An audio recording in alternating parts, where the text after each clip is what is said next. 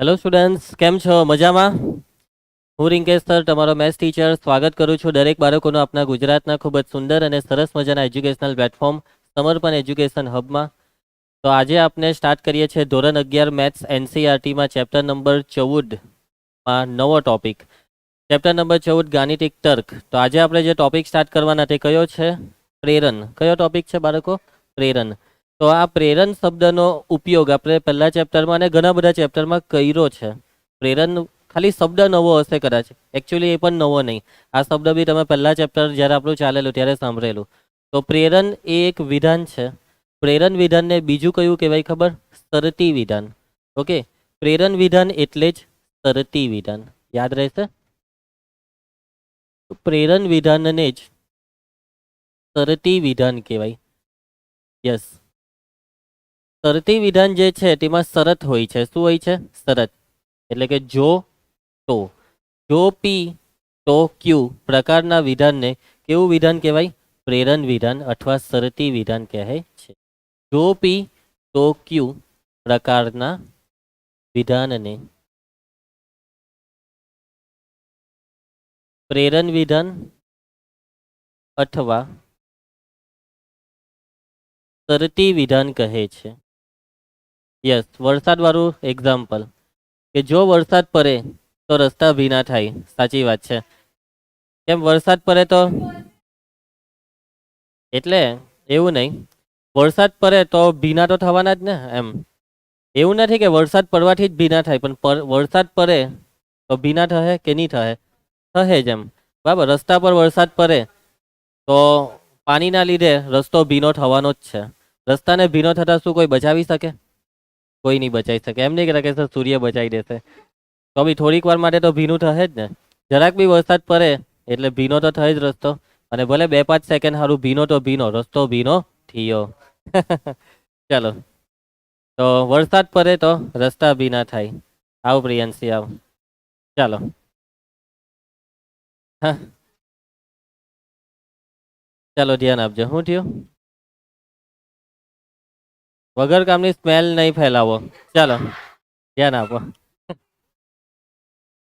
ધ્યાન આપજો. તો પ્રેરણ વિધાન ક્લિયર છે? ચાલો હવે આપણે ટેક્સ્ટ બુકમાં સમજીએ. જો તો પછી જો તો જ પછી તો અને તો જ પ્રકારના પ્રેરણની ચર્ચા કરીશું. આપણે આ ટોપિકની અંદર આવા પ્રેરણની ચર્ચા કરીશું. જો તો વાળા વિધાનો ખૂબ જ સામાન્ય છે. ચાલો આ એક્ઝામ્પલ એ લોકોએ આપ્યું. મેથ્સની અંદર તમને આવા એક્ઝામ્પલ તો બહુ જોવા મળે કે જો એક્સ ધન હોય તો 2x is greater than x. સાચી વાત. કે જો કોઈ સંખ્યા એક્સ ધન હોય તો એનું ડબલ આપેલી સંખ્યા કરતાં મોટી થાય. એકચ્યુઅલી આ વસ્તુ એ એક કરતાં મોટી સંખ્યા માટે જ સાચું છે. એક્સ એ ધન હોય તો 0 ને 1 વચ્ચેની સંખ્યા બી ધન હોય ને, એ નહીં હોય? હોય. તો એના માટે શું સાચું છે? એક મિનિટ. હા, દાખલા તરીકે આપણે 1/2 નહીં, સાચું છે, સાચું છે, સાચું છે. આપણે એક્ઝામ્પલ આવું લઈએ કે જો એક્સ ધન હોય તો x² ગ્રેટર દેન એક્સ, તો ખોટું પડે. x² ગ્રેટર દેન એક્સ એ 0 થી 1 વચ્ચેની સંખ્યા માટે ખોટું પડે. મને અચાનક ખબર નહીં, અહીંયા x² ગ્રેટર દેન એક્સ વિચાર આવી ગયો. કંઈ નહીં, ચાલો. ખ્યાલ આવે છે? તો પ્રેરણ વિધાનની અંદર પણ કેટલા વિધાનો હોય છે? 2 વિધાનો હોય છે. સાચી વાત ને? એમાં આ પહેલો ભાગ છે ને આ તો પછી જે દેખાય તે બીજો ભાગ. એટલે કે પ્રેરણ વિધાન પણ 2 વિધાનોના સંયોજન જેવું જ છે ને. પહેલું વિધાન કે એક્સ એ ધન છે, આ હોય નહીં લખવાનું, પછી જ્યારે છૂટું પાડીએ ને તો છે. અને બીજું વિધાન તો 2x is greater than x. ખ્યાલ આવે છે? ચાલો હવે બાળકો બીજું એક એક્ઝામ્પલ. જો કોઈ સંખ્યા 9ની ગુણિત હોય તો તે 3ની ગુણિત છે. તો આ વિધાન પણ કેવું વિધાન છે? પ્રેરણ વિધાન. કેવું વિધાન છે? પ્રેરણ વિધાન. બરાબર છે. આમાં શું કહેવામાં આવે છે કે સંખ્યા 9ની ગુણિત હોય તો તે 3ની ગુણિત હોય. તો સાચી વાત ને? કે જે 9ની ગુણિત હોય, જે 9ના ઘડિયામાં આવે તે 3ના ઘડિયામાં આવશે જ. તો આ વિધાન કયા 2 વિધાનોથી બને? કે કોઈ સંખ્યા 9ની ગુણિત હોય અને આમાં શું છે? તો તે સંખ્યા 3ની ગુણિત હોય. ક્લિયર? ચાલો હવે આજે પ્રેરણ વિધાન છે ને, તો જો પી તો ક્યુ નો સિમ્બોલ શું છે? સિમ્બોલ બી તમે ભણેલા જ છો. શું સિમ્બોલ ભણેલા? પી ઇમ્પ્લાઇઝ ક્યુ. અને શું બોલાય? પી ઇમ્પ્લાઇઝ ક્યુ. ગુજરાતીમાં બોલવું હોય તો પી પ્રેરણ ક્યુ. બરાબર છે. આને કહેવાય જો પી તો ક્યુ. પી ઇમ્પ્લાઇઝ ક્યુ. હવે પ્રેરણ વિધાન છે ને, તો અત્યારે આપણે પેલું એક એક્ઝામ્પલ લીધું કે જો વરસાદ પડે તો રસ્તા ભીના થાય, કે પછી જો એક્સ ધન હોય તો 2x is greater than x. તો આ પ્રેરણ વિધાનને જુદી જુદી 5 રીતે તમે લખી શકો છો. એક જ વિધાનને કેટલી રીતે લખી શકાય? 5. તો જો પી તો ક્યુ એ નીચે પ્રમાણે સમકક્ષ હશે. જુદી જુદી 5માં પહેલું તો જે છે તે પોતે જ. બીજું આ પહેલું છે જો પી તો ક્યુ. બીજું છે કે પી એ ક્યુ માટેની પર્યાપ્ત શરત છે. ત્રીજું છે ક્યુ ટોચ પી. ચોથું છે ક્યુ એ પી માટેની આવશ્યક શરત છે. ને પાંચમું આ જે ચિહ્ન છે તે તો તમને ખબર છે, નિષેધ ક્યુ તો નિષેધ પી. જો નિષેધ ક્યુ તો નિષેધ પી. તો કોઈ પણ પ્રેરણ વિધાનને જુદી જુદી 5 રીતે દર્શાવી શકાય. કેટલી રીતે દર્શાવી શકાય? 5 રીતે. તો આપણે આ 5 વસ્તુને લખીએ છીએ કે પ્રેરણ વિધાનને જુદી જુદી 5 રીતે દર્શાવી શકાય. હવે આજે જુદી જુદી 5 રીત છે તેમાં પહેલું કયું? તો પહેલું આ જ, જો પી તો ક્યુ. બીજું કયું? તો બીજું છે ક્યુ ટોચ પી. ક્યુ ટોચ પી. ક્યુ આગળ, પી પાછળ, વચ્ચે ટોચ કરી દીધું. હે, શબ્દને સમજજો. ક્યુ ટોચ પી. ક્યુ ટોચ પી આને પછી લખીશું. એના પછીનું નંબર 3, પી એ ક્યુ માટેની પર્યાપ્ત શરત છે. આ જે પી છે તે ક્યુ માટેની કેવી શરત છે? પર્યાપ્ત શરત. નંબર 4, ક્યુ એ પી માટેની આવશ્યક શરત છે. કેવી શરત છે? આવશ્યક શરત. ક્યુ એ પી માટેની આવશ્યક શરત છે. ને નંબર 5, જો હવે આ ક્યુ ને આગળ લાવો ને નિષેધ. જો નિષેધ ક્યુ તો આ પી ને પાછા જવા દેવો, એને નિષેધ લગાવો, નિષેધ પી. જો નિષેધ ક્યુ તો નિષેધ પી. આ 5 નો મતલબ એક જ છે. આ 5 શબ્દથી તમને અલગ લાગશે, વાક્ય તમને અલગ લાગશે, પણ 5 નો મતલબ કેવો થાય? એક જ થાય. ઓકે, ક્લિયર છે? ચાલો, તો આપણે એક એક્ઝામ્પલ લઈએ. આપણું પેલું જ એક્ઝામ્પલ રાખીએ કે જો વરસાદ પડે તો રસ્તા ભીના થાય.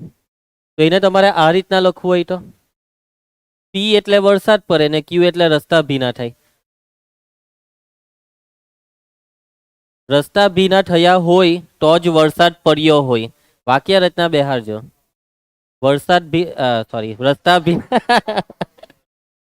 રસ્તા રસ્તા ભીના થયા હોય તો જ વરસાદ પડ્યો હોય. એના પછી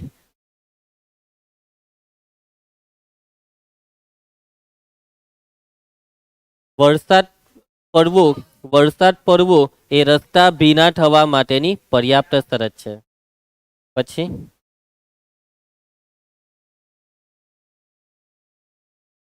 ઓકે, રસ્તા ભીના થવા એ વરસાદ પડવા માટેની આવશ્યક શરત છે.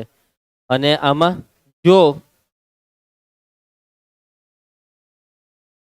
ન હોય, જો રસ્તા ભીના ન થયા હોય તો વરસાદ પડ્યો ન હોય. આ 5 નો મતલબ એક જ થાય. હા, તમે આ 5 ને અત્યારે બોલ્યા, 5 નો મતલબ તમે વિચારો, એક જ થશે ને? ખ્યાલ આવે છે? અહીંયા શરતના શબ્દમાં છે, કેમ કે સર્ટી વિધાનમાં શરત આવે. પ્રેરણ વિધાન એટલે સર્ટી વિધાન. સર્ટી વિધાનમાં 2 વિધાનો એકબીજા સાથે એક શરત દ્વારા બંધાયેલા હોય. તેમાં પી જે છે તે ક્યુ માટે પર્યાપ્ત છે. ક્યુ તો ક્યુ એ પી માટે આવશ્યક છે. એટલે ક્યુ છે આવશ્યક શરત પી માટેની, પી છે પર્યાપ્ત શરત ક્યુ માટેની. ઓકે, પી એ ક્યુ માટેની પર્યાપ્ત શરત, ક્યુ એ પી માટેની આવશ્યક. આટલે સુધી ક્લિયર? ચાલો, હવે એક સૂત્ર લખીએ. આ સૂત્ર છે ને તમને અત્યારે કામ નહીં લાગશે, પણ આના પછીના સ્વાધ્યાયમાં કામ લાગશે.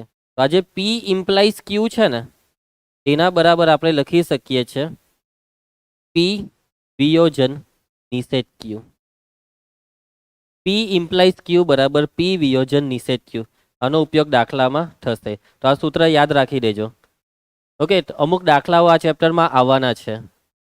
આ ચેપ્ટરમાં અત્યાર સુધી તમે વિધાન સાથે જ કામ કર્યું ને, પણ હવે થોડાક અમુક દાખલાઓ આના પછીના સ્વાધ્યાયમાં આવશે, ત્યારે આ વસ્તુ કામ લાગશે. આ સૂત્ર કયું સૂત્ર? પી ઇમ્પ્લાઇઝ ક્યુ બરાબર પી વિયોજન નિષેધ ક્યુ. હવે જોજો, હવે આપણે આનું સત્યા થતા કોષ્ટક જોવાના. શું જોવાના?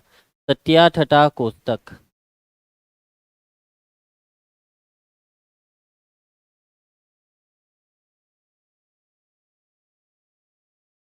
તો વિધાન પી, વિધાન ક્યુ, પી ઇમ્પ્લાઇઝ ક્યુ. ચાલો તો પી માં આપણે લઈ લઈએ, શું લઈએ? TT, FF, TF, TF. હવે જો સમજો હે, જો વરસાદ પડે તો રસ્તા ભીના થાય. જો વરસાદ પડે એને આપણે સાચું માની લે કે હા વરસાદ પડ્યો, તો તમે જોવા જો કે રસ્તો ભીનો થયો કે નહીં થયો.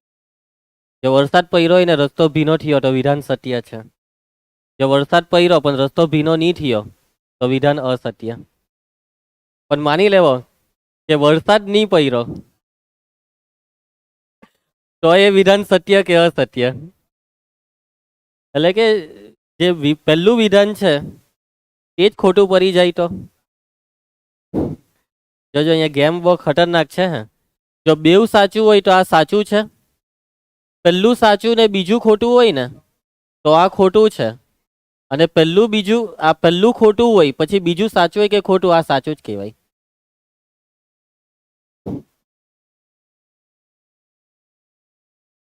જો વરસાદ પડે તો રસ્તા ભીના થાય, પણ વરસાદ નહીં પડ્યો હોય એટલે અહીંયા છે ને તમને વિચારતી વખતે ખરેખરમાં કન્ફ્યુઝન થશે. પણ એકચ્યુઅલી આપણે આવા વિધાનનો ઉપયોગ ક્યારે કરીએ કે જ્યારે પણ જો ટો વાળું વિધાન આવશે ને ત્યારે એમાં જો વાળું સાચું માની જ લેવાનું. હવે કોઈ દાખલામાં આવશે કે જો એક્સ ધન હોય તો એક્સ સ્ક્વેર ધન થાય, તો એક્સને ધન સ્વીકારી લેવાનું. ભાઈ તમે એક્સને જો એમ કહો કે એક્સ તો ઋણ બી હોઈ શકે ધન બી, પણ એક્સ ધન હોય તો ત્યાં તમારે માની લેવાનું કે એક્સ એ ધન છે. એ રીતના જો વરસાદ પડે તો માની જ લેવું પડે કે વરસાદ પડ્યો. જોવા જાય તો આ વસ્તુ દાખલામાં થવાની જ નથી. હા, પહેલું વિધાન ખોટું હોય એવું નહીં થશે, નોર્મલ દાખલામાં નહીં થશે. પરંતુ કેવી જગ્યાએ આ વસ્તુનો ઉપયોગ થશે ખબર? કેટલાક છે ને સત્યાઠઠા કોષ્ટકના પ્રશ્ન JEE પૂછાય, ત્યાં આ વસ્તુ તમને કામ લાગશે. ક્લિયર છે? એટલે તમારે યાદ રાખવાનું TF હોય તો F, બાકી બધામાં T. TF માં જ F યાદ રહી જશે. P ઇમ્પ્લાઇઝ Q માં TF માં F. પાક્કું? બસ આ એક મેઇન છે, TF માં F, બાકી બધામાં T. ચાલો તો આગળ વધીએ. એના પછીનો ટોપિક છે સમાનાર્થી પ્રેરણ અને પ્રતીપ. પ્રતીપ તો તમને ખબર હશે, પ્રતીપ વિધાન ઉલટાવાનું ખબર ને. આપણે ઘણા બધા પ્રમેય 9-10માં ભયના ભૂમિતિમાં કોઈ બી પ્રમેય ભણીએ તો એનું ઉલટું આવી જાય. દાખલા તરીકે પાયથાગોરસનું પ્રમેય તો એનું પ્રતિપ્રમેય આવી જાય ને. પછી તમે 9માં પ્રમેય ભણતા કે સમાંતર રેખાની છેદિકાથી બનતા અનુકોણો સમાન હોય તો એનું પ્રતિપ્રમેય, કે જો બે રેખાથી બનતા અનુકોણો સમાન હોય તો તે રેખા સમાંતર હોય. યાદ છે ને? હવે અહીંયા સમાનાર્થી, તો સમાનાર્થીને પહેલા સમજીએ. સમાનાર્થીને આપણે એક એક્ઝામ્પલ દ્વારા સમજીએ. આર્યું, જો ભૌતિક પર્યાવરણમાં ફેરફાર થાય તો જૈવિક વાતાવરણ બદલાય છે. તો આ વિધાનનું સમાનાર્થી પ્રેરણ વિધાન કયું? સમાનાર્થી પ્રેરણ વિધાન. તો આ જે વિધાન છે ને તેને ઉલટાવો. આ તો પછી જે છે તેને આગળ લાવો, આ જો વાળું છે તેને પાછળ જવા દો અને બંનેનું નિષેધ કરી નાખો. શું કરી નાખો? નિષેધ. એટલે કે જો જૈવિક વાતાવરણ ન બદલાય તો ભૌતિક પર્યાવરણમાં ફેરફાર થાય નહીં, અથવા ફેરફાર થતો નથી. સમજ પડી? સમાનાર્થી પ્રેરણમાં આવું થાય, એટલે કે શોર્ટમાં આવું કરવાનું. નંબર 5 વાળું, જો નિષેધ Q તો નિષેધ P. જો P તો Q નું સમાનાર્થી પ્રેરણ. તો શું કરવાનું હોય છે સમાનાર્થી પ્રેરણમાં? તો જો Q ને આગળ લાવો એનું નિષેધ કરો. જો નિષેધ Q, P પાછળ જશે ને એને પણ નિષેધ લાગશે તો નિષેધ P. ક્લિયર છે બધાને? અને જો P તો Q નું પ્રતીપ, તો પ્રતીપમાં શું થશે? પ્રતીપમાં ખાલી આગળ પાછળ કરવાનું. જો Q તો P. સમાનાર્થીમાં આગળ પાછળ તો કરવાનું છે, સાથે સાથે નિષેધ પણ કરવાનું. પ્રતીપમાં ખાલી આગળ ને પાછળ ઓલ્ટરનેટ કરો, નિષેધ નહીં. અને સમાનાર્થી પ્રેરણને સમાનાર્થી કેમ કહેવાય? કેમ કે મતલબ એ જ રહી. સમાનાર્થીમાં શબ્દ બદલાશે પણ મતલબ એ જ રહેશે, પણ પ્રતીપમાં મતલબ બદલાઈ જશે. ચાલો તો હવે આપણે ક્વેશ્ચન પ્રેક્ટિસ ચાલુ કરી દઈએ. અરે અહીંયા ટોપિક છે જ કઈ નહીં. ચાલો ઉદાહરણ 9, નીચેના વિધાનોના સમાનાર્થી પ્રેરણ લખો. ચાલો તો આપણે આ વિધાનનું સમાનાર્થી પ્રેરણ લખવું હોય તો શું લખશો?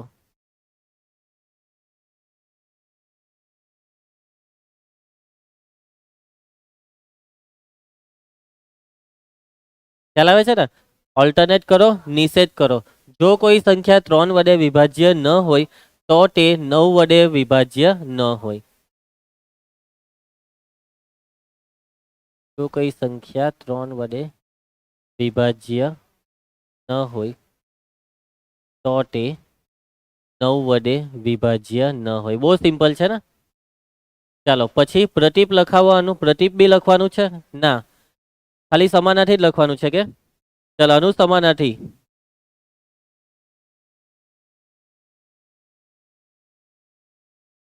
નથી. જો તમે ભારતના નાગરિક નથી અથવા ભારતના નાગરિક ન હોય તો તમે ભારતમાં જન્મ્યા નથી અથવા ભારતમાં જન્મ્યા ન હોય. ચાલો બહુ ઈઝી છે.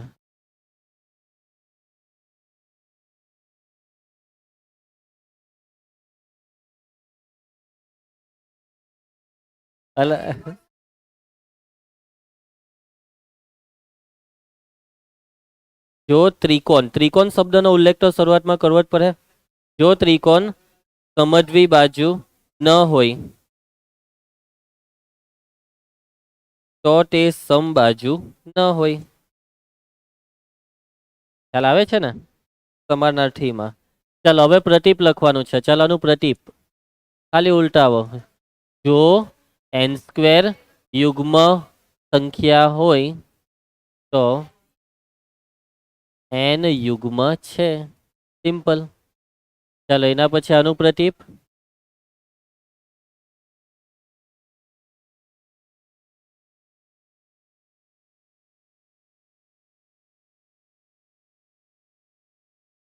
પુસ્તકના બધા સ્વાધ્યાય કરતો.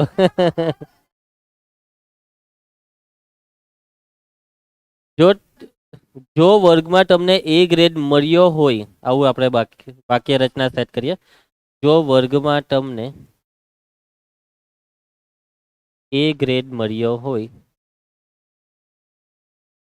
તો તમે પુસ્તકના બધા સ્વાધ્યાય કર્યા હોય, કર્યા હશે. ચાલે બેવ. ચાલો એના પછી આમાં પ્રતીપ.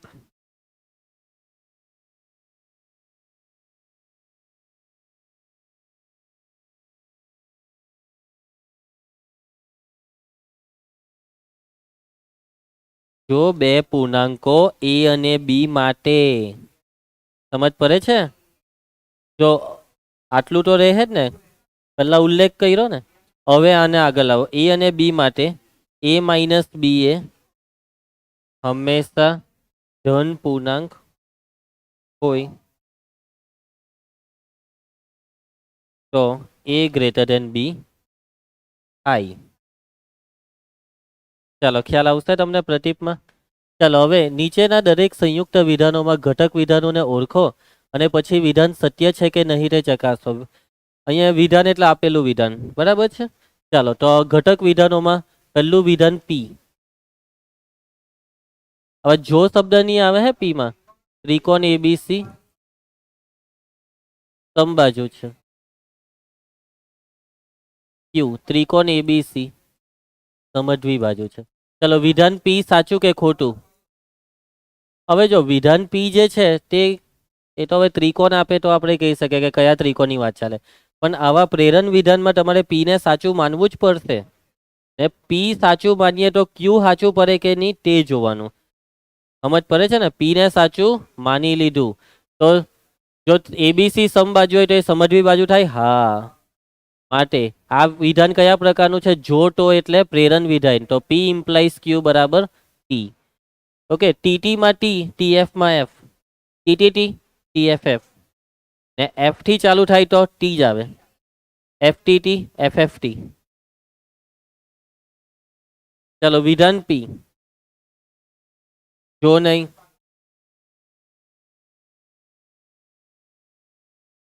A અને B પૂર્ણાંક સંખ્યાઓ છે. Q માં એ બી સમય સંખ્યા છે. ચાલો તો પહેલું વિધાનને આપણે સાચું માની લઈએ.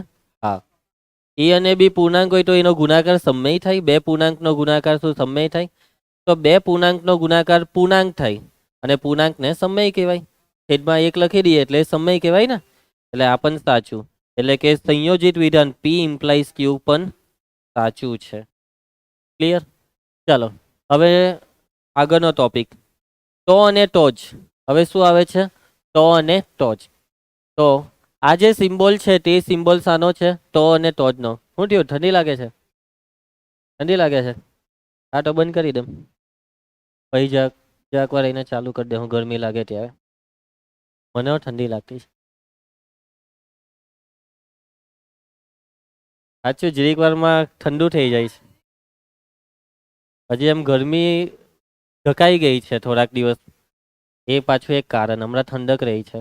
ધાબુ તપેલું નહીં હોય ને એટલે કુલિંગ મેન્ટેન રહી. ચાલો બસ આવું જ આખું ઉનાળું આપણું રહી તો કઈ નહીં. ચાલો ઓકે. તો આજે ડબલ ઇમ્પ્લાઇઝ, આ સિમ્બોલને કહેવાય ડબલ ઇમ્પ્લાઇઝ. આ બી મેં તમને કીધું જ છે. ડબલ ઇમ્પ્લાઇઝ એટલે ટો અને ટોચ. ડબલ ઇમ્પ્લાઇઝ એટલે અસર બંને દિશામાં છે. જોથી ટો તરફ પણ છે અને ટોથી જો તરફ પણ છે. તો જુઓ, આપેલ વિધાનો P અને Q માટે નીચેના વિધાનો સમકક્ષ સ્વરૂપમાં થશે. એટલે આ ચારે ચારનો મતલબ એક જ છે. પહેલું છે જો P તો અને ટોચ Q. હવે Q ને આગળ જવા દો ને P ને પાછળ. જો Q તો અને ટોચ P. કેમ કે P થી Q પર બી જવાય, Q થી P પર. તમે P ને પહેલા લખો કે Q ને પહેલા લખો, બેવનો મતલબ અલગ થશે. કેવો થશે? એટલે હરખો થાય. જો એટલે ધ્યાન નહીં આપેલા પકડાઈ ગયો. હું વાત કરતો હતો. હું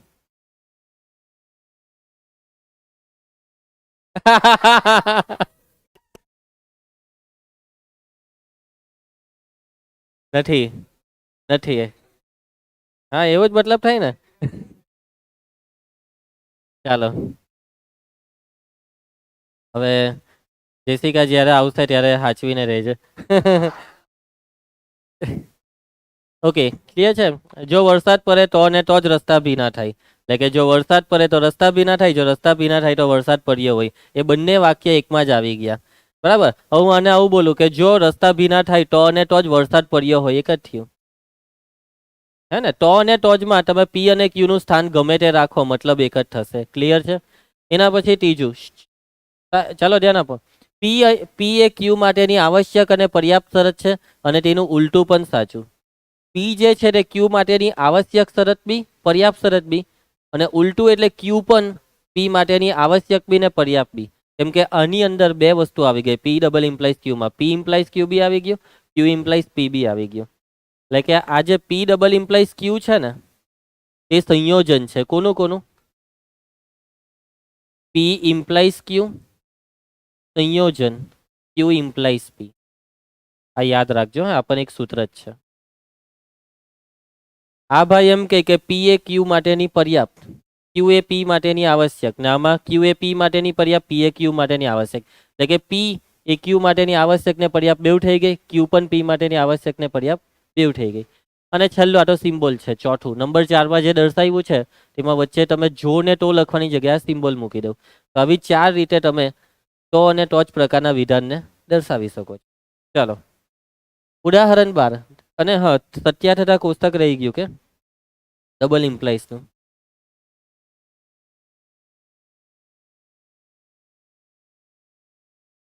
P Q P double implies Q, T F T F T T F F. ચલો આમાં છે ને બેવ સાચું હોય તો સાચું, બેવ ખોટું હોય તો બી સાચું. યસ, કોઈ એક ખોટું હોય ને એક સાચું હોય તો ખોટું. એકચ્યુઅલી આમાં બી આ બે વસ્તુ થવાની જ નથી. પહેલું તો સાચું માનવાનું જ છે તમારે. બરાબર છે? પહેલું સાચું માનવાનું, બીજું સાચું હોય તો સાચું, પહેલું સાચું બીજું ખોટું તો ખોટું. ક્લિયર છે? આ ડબલ ઇમ્પ્લાઇઝમાં હરખું હોય તો ખરું, અલગ હોય તો ખોટું. આવું યાદ રાખવાનું. ઇમ્પ્લાઇઝમાં TF માં F, બાકીનામાં T. આવું યાદ રાખવાનું. TF માં F પછી એફટીમાં બી એફ છે આમાં. હા, અરે જે ડબલ ઈમાં આવશે ત્યારે ત્યારે આવી રીતના યાદ રાખજો એમ. ક્લિયર છે? ચાલો, નીચેના બે વિધાનની જોડ આપેલ છે. બંને વિધાનોને ટો અને ટોજ વડે જોડો. આ બંને વિધાનોને જોડો ટો અને ટોજ વડે. ચાલો, તો જોડીને લખાવો. પી ને ક્યુ ને જોડો.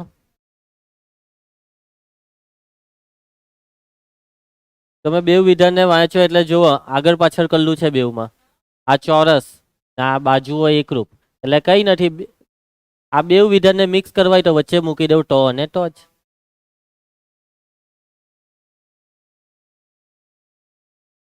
જો લંબચોરસ એ ચોરસ હોય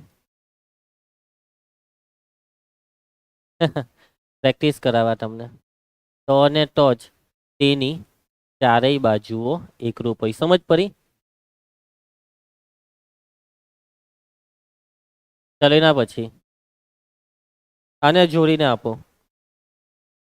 ઓમ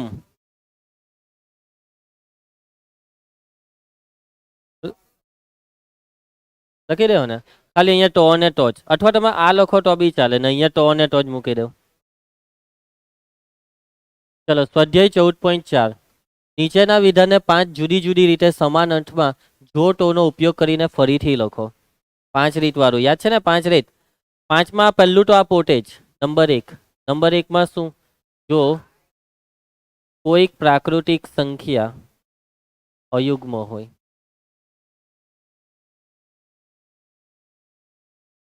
તો તેનો વર્ગ પણ અયુગ્મ છે. ચાલો, નંબર 2. પહેલું છે જો પી તો ક્યુ. પછી બીજું યાદ કરો. બીજું નંબર 2 ક્યુ ટોચ પી. અહીંયા જો નહીં આવે. હે, ચાલો તો આવી રીતના લખાવા. ક્યુ છે, આ છે પી.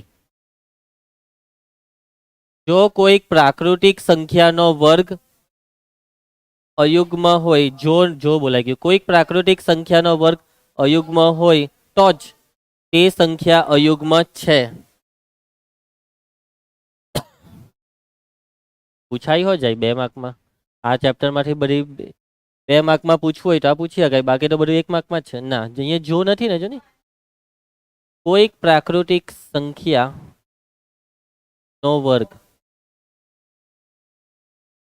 અયુગ્મ હોય તો જ તે સંખ્યા અયુગ્મ છે. ચાલો, નંબર 3. પછી પી એ ક્યુ માટેની પર્યાપ્ત શરત. આ તો ચાલો લખાવો. જો નહીં આવે. જો નહીં આવે.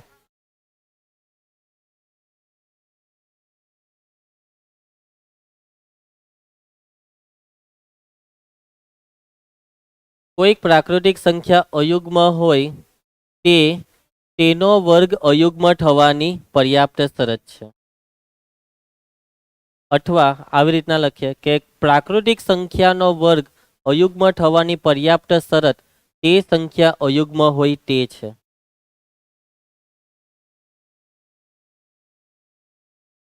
જો આ પર્યાપ્ત છે ને આ આવશ્યક. પી ને કહેવાય પર્યાપ્ત. પી છે પર્યાપ્ત ક્યુ માટેની. પી છે પર્યાપ્ત ક્યુ માટેની. ક્યુ શું છે? કે કોઈક પ્રાકૃતિક સંખ્યાનો વર્ગ અયુગ્મ હોય તેની પર્યાપ્ત શરત આ છે. તેની પર્યાપ્ત શરત તે સંખ્યા અયુગ્મ હોય તે છે. લગભગ તમારી ચોપડીની પાછળ આવું આપતા છે. પરંતુ તમે પહેલા જે મેં બોલ્યો તે બી ચાલે. હું બેઠો આવી રીતના જ કે કોઈક પ્રાકૃતિક સંખ્યા અયુગ્મ હોય તેનો વર્ગ અયુગ્મ થવાની પર્યાપ્ત શરત છે. તો આપણે આવું જ રાખીએ. કોઈક પ્રાકૃતિક સંખ્યા અયુગ્મ હોય તેનો વર્ગ અયુગ્મ થવાની પર્યાપ્ત શરત છે. નંબર 4માં બસ ક્યુ એ પી માટેની આવશ્યક. ચાલો તો બનાવો. આવશ્યકની જગ્યાએ જરૂરી શબ્દ બી ચાલે. ક્યુ એ પી માટેની જરૂરી શરત છે.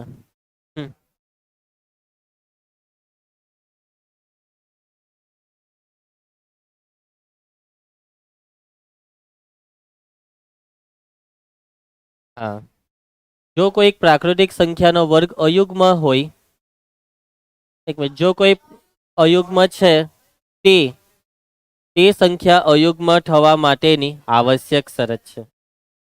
કોઈક પ્રાકૃતિક સંખ્યાનો વર્ગ અયુગ્મ છે તે તે સંખ્યા અલ્પવિરામ આપીને તે સંખ્યા અયુગ્મ થવાની આવશ્યક શરત. ખ્યાલ આવે છે? ચાલો આગળ વધીએ. ઓ, પાંચમું તો બાકી જ રહી ગયું. શું આવે પાંચમામાં? હા, જો નિષેધ ક્યુ તો નિષેધ પી. અહીંયા કીરી છે.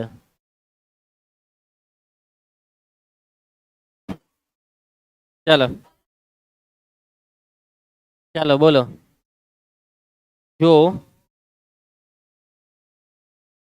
કોઈક પ્રાકૃતિક સંખ્યાનો વર્ગ અયુગ્મ ન હોય તો તે સંખ્યા અયુગ્મ ન હોય અથવા નથી. અયુગ્મ ન હોય એમ જ લખીએ. ખ્યાલ આવશે? પરીક્ષામાં પૂછાય તો લેજો, 2 માર્ક્સ બેઠા. ચાલો એના પછી સમાનાર્થી પ્રેરણ ને પ્રતીપ. ચાલો સમાનાર્થી બી લખવાનું ને પ્રતીપ બી. આનું સમાનાર્થી બોલો. નિષેધ બી કરવાનું.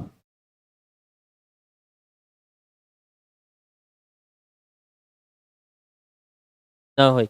જો એક્સ અયુગ્મ ન હોય તો એક્સ એ અવિભાજ્ય સંખ્યા ન હોય. પ્રતીપ. પ્રતીપ ચાલો એક એક કરીને બોલાવ્યા. ચાલો યશસ્વી ચાલુ કર. પ્રતીપ.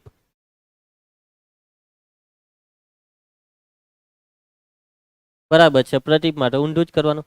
જો એક્સ અયુગ્મ હોય તો એક્સ અવિભાજ્ય સંખ્યા હોય. ચાલો પછી આમાં આનું પ્રતીપ પ્રિયાંશી. સોરી, સમાનાર્થી.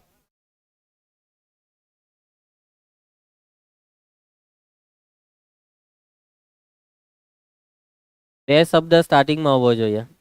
જો બે રેખાઓ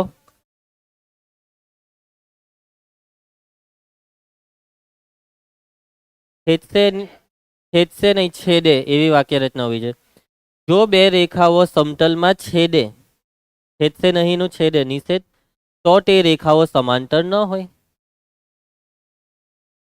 હા, નિષેધ કર્યું આનું નહીં નું છે, સમાંતર હોયનું નથી, ન હોય.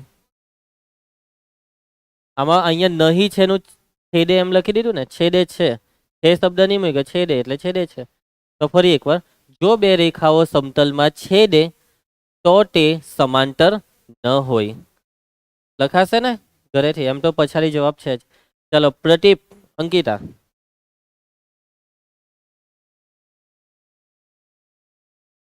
છેદશે નહીં. હવે અહીંયા છે ને, છેદશે નહીં એવું સ્ટાર્ટિંગમાં નહીં હાલે કે છેદે નહીં.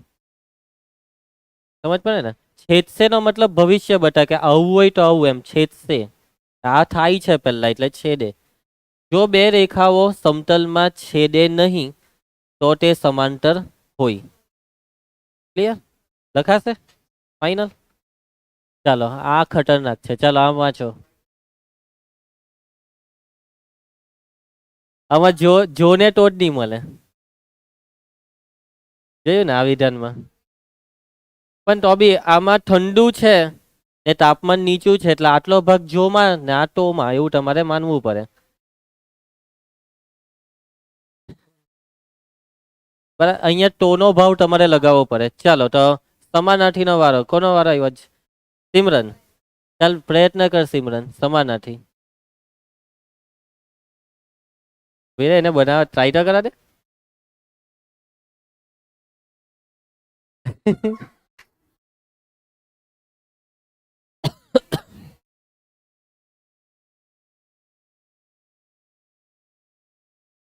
મને તો આવડતો જ છે. ચાલ ધાર્મિક તું ટ્રાય કર. હા, સમાનાર્થી.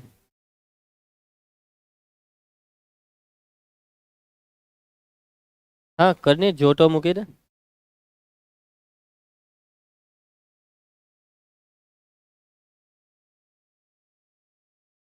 નથી. જો કંઈકનું તાપમાન નીચું નથી તો તે ઠંડુ નથી. અહીંયા હજી તમે કંઈક વસ્તુ વસ્તુ શબ્દ હોય તો હજી સારું લાગે. આ લોકોએ બી વસ્તુ નહીં લખ્યું કંઈક, એટલે આપણે નથી મૂકતા. સમજ પડી? આનો જવાબ લખાઈ નાખ્યા. જો કંઈકનું તાપમાન નીચું નથી તો તે ઠંડુ નથી. ચાલો પ્રતીપ. ચાલો ઓમ પ્રતીપની ટ્રાય કર. આમાં આજ બેઠું ખાલી આ નથીનું છે કરવાનું.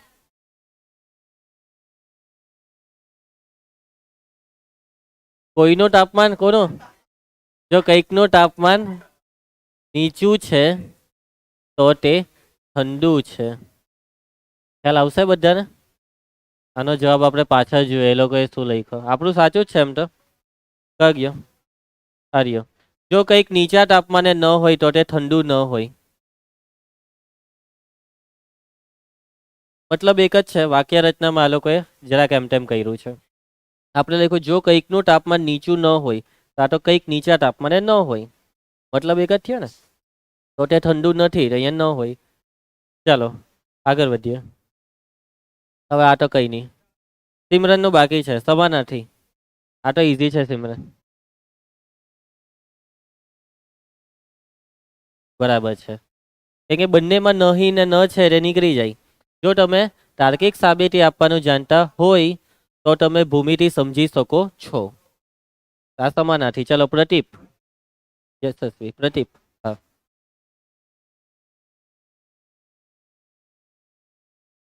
બરાબર છે. ચાલો એના પછી પ્રિયાંશી. અહીંયા જો ને અહીંયા ટો લગાવી દેવાનું. બરાબર.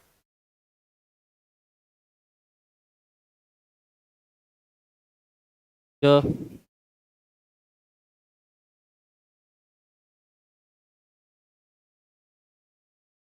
બરાબર છે. જો x એ 4 થી વિભાજ્ય ન હોય તો તે યુગ્મ સંખ્યા નથી.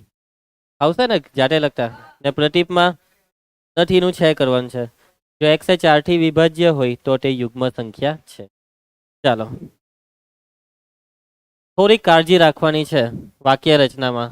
આ સ્વાધ્યાયમાં થોડીક મહેનત આટલી છે. ચાલો જોટો સ્વરૂપમાં લખો આ વિધાનને.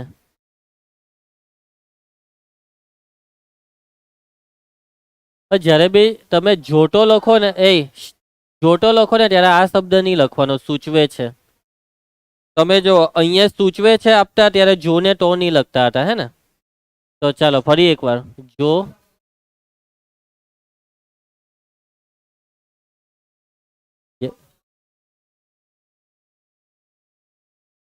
જો તમને નોકરી મળી તો તમારા પ્રમાણપત્ર સારા છે.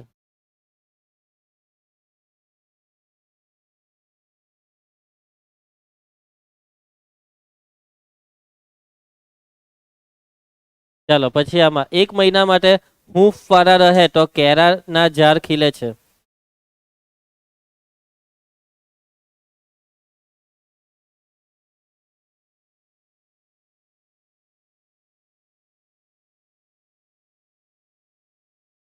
જો 1 મહિના માટે જો કેરાના ઝાડ 1 મહિના માટે હૂંફ વાળા રહે તો તે ખીલે છે. જો આપણે આ પાછાડી જોઈએ શું લખેલું છે. કયો કયો તો હા જો જો કેરાના ઝાડ 1 મહિના માટે હૂંફ વાળા રહે તો તે ખીલે છે. વાક્ય ગોઠવવાનું બી છે મતલબમાં. આ લોકોએ જેમ કર્યું તેમાં જોઠો લગાવવાનો એવું નહીં. જો 1 મહિના માટે હૂંફ વાળા પણ હું તે પહેલાથી ઉલ્લેખ હોવો જોઈએ.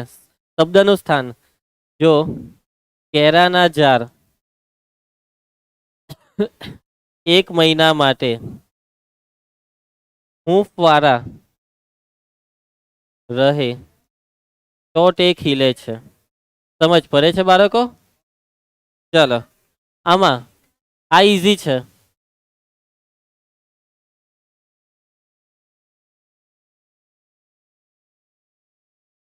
બરાબર છે.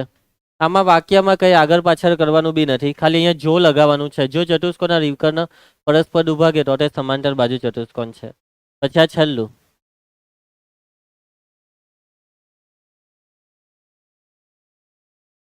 જરૂરી શબ્દ નીકળી જાય.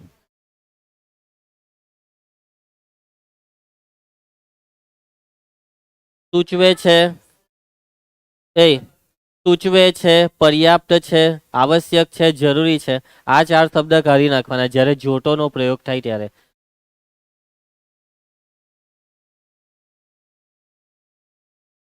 બરાબર છે. જો તમારે વર્ગમાં A+ મેળવવો હોય તો પુસ્તકના, ચાલે હવે તમે જ કરવાના ને, બીજું કોણ? તો પુસ્તકના બધા જ સ્વાધ્યાય કરવા પડે. ક્લિયર છે? ખ્યાલ આવશે? ચાલો, નીચેના વિધાનો A અને B આપેલ છે. દેખાય છે 2 વિધાન? ઓકે. તો જે વિધાનો એકબીજાના સમાનાર્થી પ્રેરણ અને પ્રતિપ હોય તે ઓળખો. એટલે આ જે વિધાન છે તેમાં આ પ્રતિપ છે કે પ્રેરણ, સોરી, સમાનાર્થી છે કે પ્રતિપ, ને આ સમાનાર્થી છે કે પ્રતિપ, તે ઓળખો.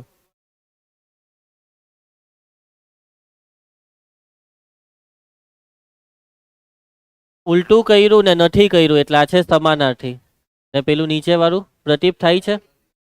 પ્રતિપમાં ખાલી ઉલટાઈ છે, ખાલી ઉલટાયું ને, શિયાળું કપડા આગળ, દિલ્હીમાં રેવટે પાછળ.